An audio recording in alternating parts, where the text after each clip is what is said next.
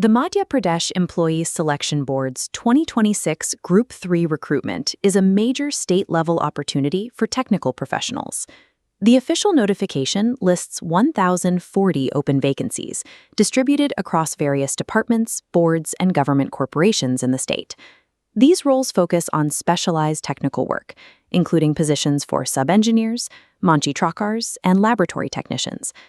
While the sheer number of seats is high, the recruitment follows a specific timeline that makes success difficult for anyone starting from zero.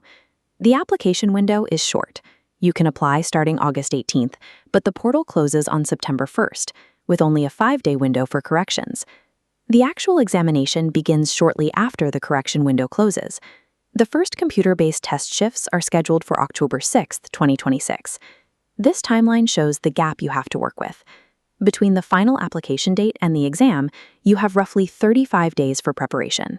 This effectively prioritizes candidates already familiar with the syllabus over those trying to learn the material in a single month. Because of this 30-day limit, the exam functions as a competitive sprint for experienced students rather than a marathon for newcomers. This chart breaks down the 1,040 vacancies, 381 unreserved seats, 272 OBC, 156 SC, 141 ST, and 90 EWS. Note that actual open competition is limited to those 381 seats, regardless of the total. These are Level 8 positions, which means the base pay scale starts at 32,800 rupees and can eventually reach 1,03,600 rupees. You won't receive full base salary immediately. The probationary pay progression starts at 70% your first year, increasing 10% annually, reaching the full 100% at the start of your fourth year. While these roles provide long-term financial stability, you must be prepared for 3 years of reduced stipend income before hitting the standard pay scale. The general age requirement is between 18 and 40 years, calculated January 1st, 2026. Madhya Pradesh residents get a significant advantage here. Eligible female, SC, ST, and OBC candidates receive a 5-year relaxation, extending the limit to 45. If you are an EWS candidate, you receive the category seat reservation, but the rulebook specifies you do not get a separate age relaxation. This matrix shows the restrictions for out-of-state applicants. You are eligible for unreserved seats only, and you do not receive any age relaxations regardless of your category. Qualification is also very specific. You must hold the exact diploma or ITI certification required for each individual postcode at the time you apply.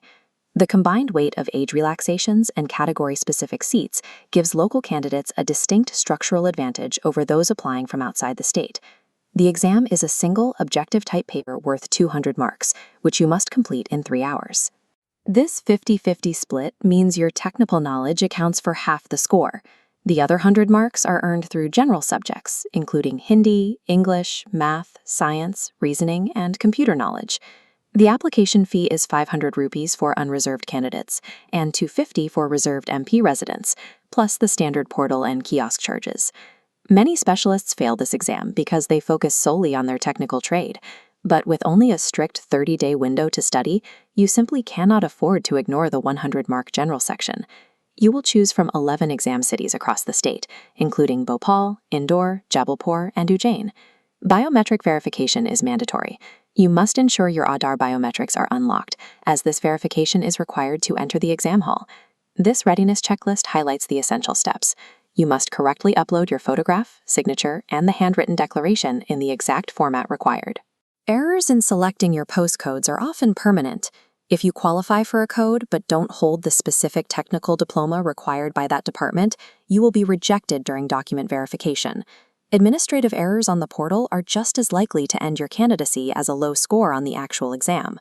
When you look at the 30-day timeline, the syllabus split, and the domicile rules, the ROI of this exam depends entirely on your current situation. For an MP resident with an existing study routine, the category advantages and the long-term Level 8 salary make this an excellent career move.